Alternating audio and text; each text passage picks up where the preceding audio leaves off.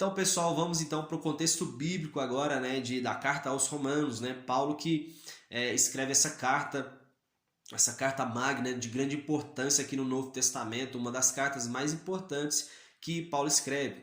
E é importante ressaltar que o livro de Atos dos Apóstolos vai falar, né, de Paulo quando ele foi preso, né? Foi conduzido preso até a cidade ali de Roma. Ele ficou numa prisão domiciliar durante 2 anos, mas isso não impediu que ele pregasse o evangelho, né? Mesmo havendo guardas ali, nessa prisão domiciliar que Paulo ficou, ele ainda pregava o evangelho. Ele chamou líderes ali, né, dos judeus, conversou com eles, e muitos deles estavam sabendo sobre a seita dos nazarenos, né? Tinha ouvido falar, mas não tinha ouvido falar sobre Paulo ainda. Então Paulo, ele começa a pregar a eles. E aí Paulo vai dizer o seguinte: olha, eu Paulo, servo de Jesus, chamado para ser apóstolo, separado para o evangelho de Deus. Com poder, Jesus foi declarado Filho de Deus segundo o Espírito de Santidade, pela sua ressurreição dentre os mortos. Então, essa foi uma das principais pregações de Paulo, dizendo que Jesus era o Messias, que ele ressuscitou dentre os mortos. Então, essa foi uma das principais mensagens que Paulo pregou. E vai dizer mais: olha, por causa dele, por causa de Jesus, recebemos o apostolado para chamar entre as nações um povo para a obediência que deriva da fé. Então, os romanos, eles eram essas pessoas, né, entre esses povos que foram chamados para obedecer ao evangelho através da fé. Então, nossa obediência deriva da fé, é o que Paulo nos ensina no início aqui dessa carta. E ele vai dizer assim: olha, pessoal, a fé de vocês, ela é proclamada em todo mundo. Eu conheço a fé de vocês e eu oro, né, porque eu oro sempre por vocês, porque eu desejo ir visitá-los. Não daquela forma que Paulo estava, né? Porque Paulo estava preso, então somente as pessoas poderiam ouvir a Paulo. Então ele queria, de certa forma, depois que ele saísse dessa prisão, ele voltasse a visitar a Roma. Então ele vai dizer assim: olha, porque eu quero ir até vocês, porque eu quero compartilhar algum dom, para que eu e vocês, nós sejamos fortalecidos, né? E vai dizer: olha, eu sou devedor quanto a grego, quanto a bárbaros, quanto a tanto sábios como insensatos. E vai dizer mais: olha, no que depender de mim, eu vou fazer de tudo para poder pregar o evangelho. No que depender de mim. Porque aqui nós estamos, né, na capital do Império Romano, Roma. Então Roma havia dominado sobre os gregos, né? Então, sobre o Império Grego. Então havia gregos ali misturados. Havia bárbaros também ali, porque os romanos, eles dominaram ali sobre sobre várias regiões. Sobre os italianos, os alemães, aqui posteriormente vão se tornar, né? Quando divide o Império Romano, aí surge a Europa, né? Então o que acontece? Havia gente ali de outras nacionalidades. E Paulo vai dizer o seguinte: olha, eu sou devedor de todos vocês. Eu quero pregar o evangelho para todo mundo, seja rico, seja pobre, todo mundo. Eu sou devedor dessas pessoas. Eu preciso pregar o evangelho a vocês. E Paulo vai dizer: olha, porque eu não me envergonho do evangelho, porque ele é o poder de Deus para a salvação de todo aquele que nele crê, primeiro do judeu e depois do grego. E vai dizer: olha, a justiça de Deus se revela no evangelho, que do princípio ao fim é pela fé. E Paulo, né, dizendo isso aqui, ele está dizendo: olha, primeiro do judeu por quê? Porque Jesus veio primeiro para os judeus, ele próprio era judeu. Só que os judeus rejeitaram Jesus e até mesmo o crucificaram, exceto alguns, né, claro, mas em tese, os judeus rejeitaram o Senhor. Então, Jesus ele vem agora para os gentios. E quem são os gentios? Todo mundo que não é judeu, seja o italiano, o brasileiro, o francês, o dinamarquês, todo mundo. Então, Paulo ele vem e vai dizer: olha, a salvação ele vem primeiro para o judeu e depois para o grego, depois de todo aquele, né, para os gentios e os demais. E agora vai falar também aqui nessa carta aos Romanos, vai falar sobre a ira de Deus. Paulo achou importante falar sobre a ira de Deus para esse povo, e é revelador. Por isso que essa carta aos Romanos é uma carta magna, é uma carta assim primordial aqui no Novo Testamento. Ele vai dizer: olha, a ira de Deus está contra toda impiedade e injustiça que tentam apagar a verdade que está em Deus. Toda injustiça que tenta apagar a verdade que está em Deus. E vai dizer: olha, desde a criação do mundo, os atributos invisíveis de Deus podem ser observados pelo homem. Então o que acontece? O que são os atributos invisíveis de Deus? Né? Você vai ver assim, coisas que existem na natureza. A gente olha para uma nuvem e fala assim: cara, a nuvem não foi Deus que... Olha, não foi o homem que criou, foi Deus que criou. Eu olho uma montanha e eu vejo assim: olha, isso não foi o homem que criou, foi Deus que criou. Eu olho para os céus Eu vejo isso, não foi o homem que criou, foi Deus. Então esses atributos invisíveis sejam outra coisa, né? Invisível, vamos dizer algo mais invisível ainda. Por exemplo, você vai ver a condensação, né? Que é a transformação ali da água, aliás, do ar, ele vai ser transformado ali em líquido, né? Isso é a condensação, que, né, exemplifica ali as chuvas, né, que sobe como um vapor e aí depois ela se transforma ali no estado líquido. Então isso é a condensação. Então quem criou isso, né? Quem criou, por exemplo, ali a solidificação, que é a passagem do estado líquido para o sólido? Quem criou isso? Foi Deus, e são atributos invisíveis. Percebe isso? Então essas coisas o homem não criou, o homem pode ter descoberto isso, mas quem criou isso foi Deus. Então isso comprova que Deus, né, são atributos invisíveis que ele tem, que ele nos dá. Outra coisa, havendo conhecido como Deus, os homens, havendo conhecido como Deus, não o glorificaram como Deus. Ao contrário, seus pensamentos passaram a ser levianos, imprudentes, se proclamaram sábios e perderam o bom senso.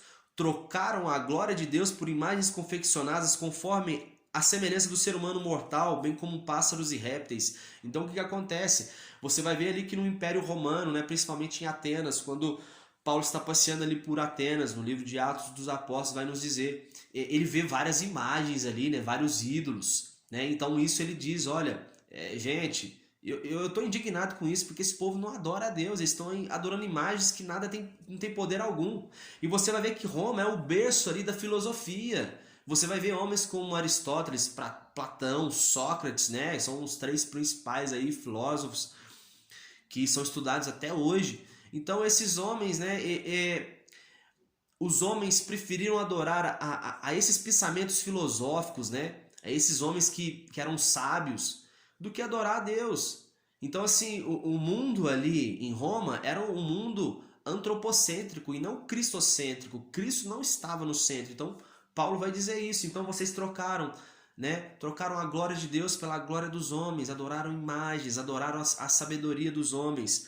E é o que acontece, olha, por isso, olha o que Paulo diz, isso é muito sério, olha o que ele vai revelar. Por isso, por causa que vocês trocaram a glória de Deus pela glória dos homens, Deus entregou tais pessoas à impureza sexual, segundo as vontades pecaminosas do seu coração, para a degradação de seus próprios corpos. Adoraram a objetos, né, feitos por mãos humanas, e até suas mulheres, olha o que Paulo vai dizer, até suas mulheres trocaram as suas relações sexuais naturais por outra, ou seja, em vez de uma mulher ter relações sexuais com um homem, ela passou a ter relações sexuais com outra mulher. E os homens fizeram a mesma coisa. O homem deixou de ter uma relação sexual com a mulher para ter relação sexual homem com homem. Havia várias orgias ali, né, dentro do Império Romano. Então Paulo estava contando isso ali para os novos convertidos, para aquela igreja, né, que o povo estava falando sobre a fé deles, para eles não se contaminarem com o que estava acontecendo dentro do Império Romano. Porque dentro do Império Romano acontecia essas coisas. E Paulo vai instruir isso, sabe? Essa prática homossexual foi por causa que o homem trocou a glória de Deus pela glória dos homens. Então, olha, eles desprezam o conhecimento de Deus, estão cheios de inveja, homicídio, rivalidade, engano, malícia, calúnia, desobedecem aos pais, são insensatos, desleais, sem amor e respeito à família. Conhecem a justa lei de Deus, que declara digno de morte quem pratica tais atos, mas continuam fazendo e aprovando quem fazem. Olha só, como que é sério isso. E vai dizer agora sobre Deus julgar toda a humanidade. Diz assim, olha, és indesculpável, homem. O julgamento de Deus é de acordo com a verdade contra todos que praticam tais ações. E vai dizer assim, olha, será que vocês não sabem que é a misericórdia do Senhor que ela conduz as pessoas ao arrependimento? Ou seja, se vocês estão praticando essas práticas, vocês se arrependam, porque vocês vão entrar na misericórdia do Senhor e provavelmente eles vão perdoar vocês. Olha, Deus vai retribuir a cada um segundo o seu próprio procedimento. Ele concederá vida eterna aos que, perseverando em fazer o bem, buscam glória, honra e imortalidade. Então assim Paulo está dizendo, olha, mesmo que vocês errem nisso, gente, eu quero dizer, olha, eu quero alertar que se vocês estão fazendo essas práticas que eu estou dizendo, vocês estão errados. Mas faça o seguinte, perseverem buscando o bem, buscando a glória do Senhor. Porque aí eu tenho certeza que vocês vão, vocês vão receber ali o favor do Senhor. E eu esqueci de botar aqui o fone aqui. Todos que sem a lei pecaram, sem a lei pereceram. Os justos são aqueles que obedecem à lei e não apenas ouvem. Muitos gentios praticam a lei naturalmente e demonstram que a lei está gravada em seu coração. Então o que acontece? Tem muitas pessoas que elas não entendem sobre lei, não entendem sobre lei alguma. A lei, que foi dada ali aos judeus, mas elas praticam. Por exemplo, quando elas obedecem aos pais. Se elas têm temor sobre isso, elas estão obedecendo, então, cara, elas já entraram na lei ali de Deus, já estão obedecendo à lei de Deus. E que coisa linda que ele vai dizer aqui, olha, que muitas dessas pessoas, as suas próprias consciências e pensamentos são os seus acusadores, são as suas próprias leis. Porque alguém que está, por exemplo, ali, ele acaba de contar uma mentira, ele não tem a lei, não sabe que é pecado mentir, mas sua própria consciência fala assim, cara, eu menti, isso está errado. A sua própria consciência é a sua lei, entende? Não a sua própria justiça, uma justiça própria sua, mas justiça que você faz que está de acordo com a palavra do Senhor. Sabe, olha, nesse mesmo exemplo, que está nos mandamentos do Senhor, obedecer aos pais. Se você obedece sem ter lido isso na lei de Deus, então você tem a sua consciência, os seus pensamentos como a sua própria lei. Outra coisa, o crente deve ser fiel à palavra de Deus, o que Paulo está dizendo aqui aos Romanos. Olha, tu que foste chamados para ser guia de cegos, nós fomos chamados para ser guia de cegos, luz para aqueles que estão na escuridão, mestre de ignorantes e professores de sábios. Tu que ensinas a outros, você não vai educar a si mesmo? Ou seja, gente, vocês estão ensinando um monte de coisa boa aí para as pessoas. Será que essas coisas que vocês ensinam, vocês não podem aplicar na própria vida de vocês? Olha, vocês abominam os ídolos, mas roubam dentro do templo. Então não adianta nada eu querer dizer assim, eu não sou idólatra, Senhor, eu não adoro imagens feitas por mãos humanas, mas se você rouba, seja do seu patrão, sabe, você está pior do que pessoa que não conhece a lei. Vai dizer, olha, a circuncisão tem valor se você obedecer à lei, mas se não obedece, ela já se tornou incircuncisão. Quem pratica a lei são considerados circuncisos, Para lembrar, a circuncisão foi aquela aliança que Deus fez com Abraão. Cortava o seu prepúcio ali em sinal de que, olha, nós temos uma aliança com Deus. Mas se você não pratica a lei, aquilo que Deus está pedindo, essa circuncisão, e Paulo dizendo agora até para os judeus, essa circuncisão do qual vocês têm orgulho já se tornou incircuncisão. Agora, se vocês obedecem a Deus, vocês já se fazem circuncisos, pessoas que têm aliança com Deus. Entenda que Paulo está dizendo, olha, o mais importante, gente, não é a própria circuncisão, o ato da circuncisão. O importante é obedecer. Quem obedece é circunciso, tem uma aliança com Deus. Agora, quem não obedece é incircunciso, não tem uma aliança com Deus. É isso que ele quer dizer. Olha, então, vocês podem se perguntar, Paulo dizendo, agora fazendo uma retórica, que vantagem existe em ser judeu ou ser circuncidado? Ele vai dizer, olha, claro, existe vantagem sim. Primeira vantagem, porque aos judeus foi confiada a palavra de Deus. Não importa se algum desses judeus foram infiéis, a infidelidade dos judeus que não obedeceram a Deus não pode invalidar a palavra do Senhor. Então a gente às vezes também olha muitas coisas que na nossa sociedade a gente vê, muitos crentes, pastores, líderes que não obedecem à palavra de Deus, mas meu irmão, isso não invalida a palavra de Deus. Eles vão ser sentenciados. Nós vamos ser sentenciados se a gente não obedecer. Mas entenda, isso não invalida a palavra do Senhor. Como está escrito, eu acho lindo, eu gosto sempre de ressaltar isso. Paulo sempre citava algo que estava já no Velho Testamento. Ele vai dizer agora, como está escrito, para que sejas justificados em tuas palavras e sejas vitorioso quando fores julgado. Isso está descrito na palavra do Senhor. A injustiça do homem destaca a justiça de Deus. Olha, não é injusto Deus aplicar sua ira. Uns dizem que é melhor então, vai dizer o seguinte, olha, uns estavam dizendo assim, já que então a gente pode pecar o tanto que for, que Deus vai perdoar a gente. Então o que acontece, né? É melhor então eu pecar bastante aí, né? Que Deus vai me perdoar mais ainda. Aí Paulo vai dizer o seguinte: olha, quem peca conscientemente, a punição para essa pessoa é muito maior.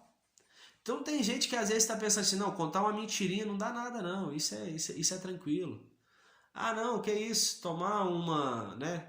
Eu ficar embriagado às vezes ali, isso não dá nada não. Então você está pecando conscientemente e isso traz um pecado muito maior.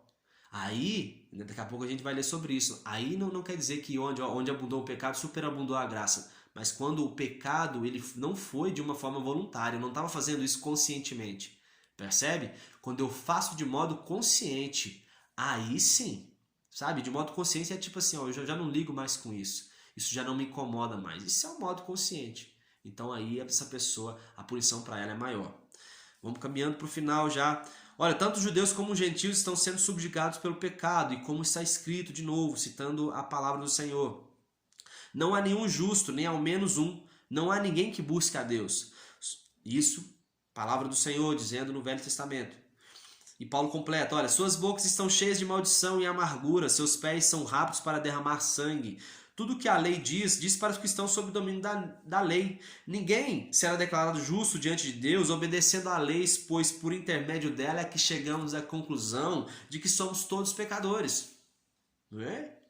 Nesses últimos tempos manifestou uma justiça de Deus, independente da lei, mas da qual testemunham a lei e os profetas, isso é, a justiça de Deus por intermédio da fé em Jesus Cristo.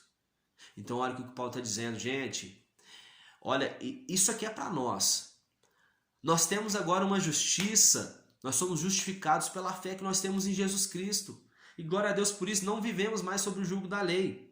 Olha, não há distinção, todos pecados e destituídos estão da glória do Senhor. Mas nós somos justificados gratuitamente pela graça em Jesus Cristo. Deus o ofereceu como sacrifício para apropriação por meio da fé pelo seu sangue. No presente, Jesus purifica todo aquele que deposita sua fé nele. E vai dizer assim, olha, o ser humano é justificado pela fé, independente da obediência à lei. Deus justificará tanto os circuncisos e os incircuncisos, tanto os que tiveram aliança, né, no passado, como os que, né, não tiveram aquela aliança do passado. Não anulamos a lei, com isso que nós estamos falando, Paulo ressalta. Ao contrário, nós confirmamos a lei, porque nós confirmamos que a lei ela teve valor até Cristo. Em Cristo se cumpriu a lei. Entende? Paulo está dizendo isso. Se Abraão foi justificado pelas obras, ele tem do que se orgulhar, mas não diante de Deus, como está escrito. Abraão creu em Deus e isso lhe foi acreditado como justiça. Mais uma vez, olha, Abraão, então assim, foi através da sua fé que ele foi justificado por Deus e não pelas suas obras. E outra coisa que ele vai ressaltar nesse tempo, falando sobre obras, porque assim, ele vai dizer, olha, quem trabalha para Deus, isso não é favor. Quem trabalha merece um salário. Vai dizer assim, eu estou trabalhando na obra do Senhor. Se você está trabalhando na obra do Senhor, você tem direito a um salário. Agora, se você faz isso de livre e espontânea vontade, sabe? Então, aí você faz realmente, sabe? Você faz isso de coração. Porque quem está trabalhando para Deus, olha, ele tem uma dívida com Deus. Deus tem que pagar ele. Mas se você faz isso de livre e espontânea vontade, aí sim, você está fazendo porque realmente, né, você faz essa obra por gratidão, por amor a Deus. E vai dizer aqui, está escrito aqui nos profetas, Davi disse, olha, como são felizes as pessoas que têm suas transgressões perdoadas, cujos pecados são cancelados. Bem-aventurado aquele a quem o Senhor jamais cobrará o preço do pecado. E bem-aventurados somos nós. Quando nós aceitamos Jesus, ele vai dizer que ele joga todos os pecados no mar do esquecimento e ele se esquece de todos os nossos pecados, de todas as nossas transgressões. Essa bem-aventurança é para todos nós. Abraão teve fé teve sua fé acreditada como justiça e foi depois da circuncisão. A circuncisão lhe veio como um selo pela fé, para que fosse pai de todos que creem. Não foi pela lei que Abraão recebeu a promessa, foi pela justiça da fé. Onde não há lei não pode haver transgressão, então o que acontece? Olha, antes o povo pecava, mas não tinha uma lei, então parecia que o povo não tinha transgressão. Quando na verdade havia essas transgressões, mas não havia nenhuma lei para poder falar. Então às vezes as pessoas pecavam de modo deliberado, sabe? Mas aí ele vai dizer mais, porque tipo assim, olha, quem pecou sem a lei vai ser julgado sem a lei. E quem pecou com a lei vai ser julgado através da lei. E vai dizer, olha, Abraão, ele foi o pai da fé, né? O que está escrito, Deus diz assim de Abraão, eu constituí pai de muitas nações. Então, Abraão, ele é o pai da fé, é o pai ali, o patriarca dos judeus e pai de todos nós também.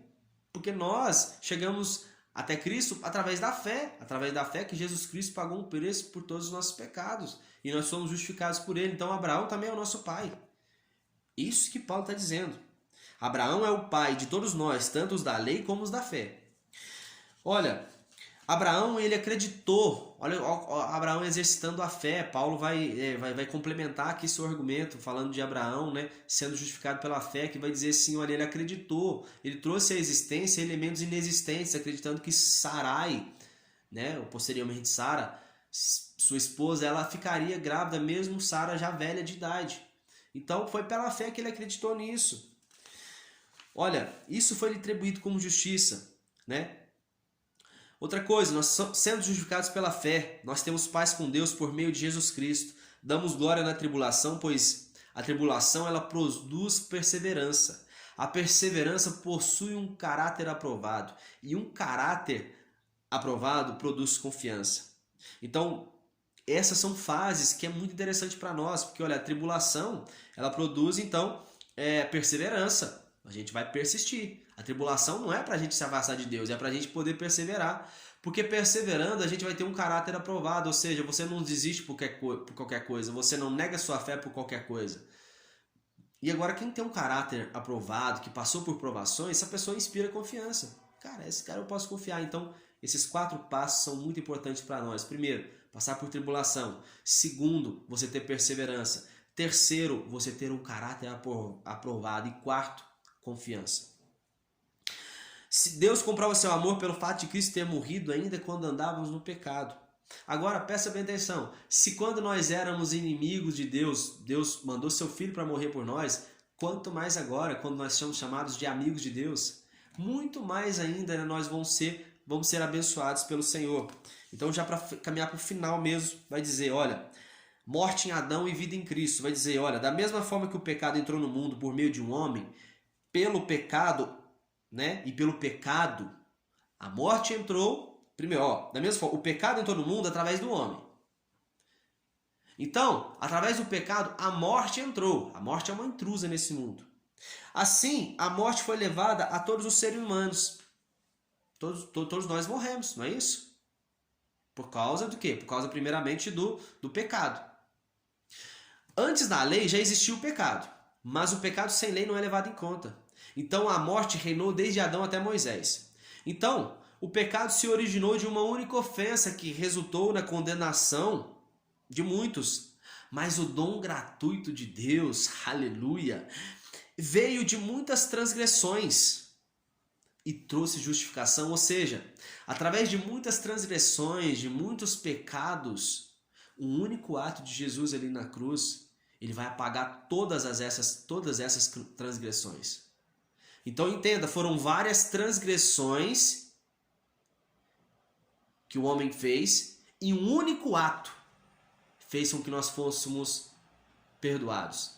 Agora, através de um único ato de um homem, houve muitas transgressões. Então quer dizer o seguinte, olha, o perdão pelos pecados, ele é muito maior do que o pecado. É muito maior. O perdão, essa única atitude de Jesus, ela foi muito maior do que aquela atitude de Adão. Adão, com uma única atitude, ele peca. Ele traz transgressão agora para todo mundo. Agora, Jesus ele pega todas essas transgressões e através de um único ato ele perdoa tudo. Olha só que lindo.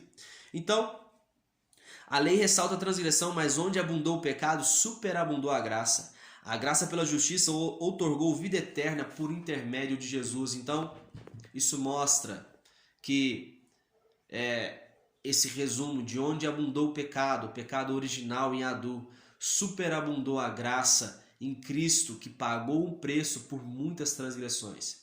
Então assim a gente finaliza essa primeira parte da carta aos Romanos e já já a gente volta com mais. Que Deus te abençoe.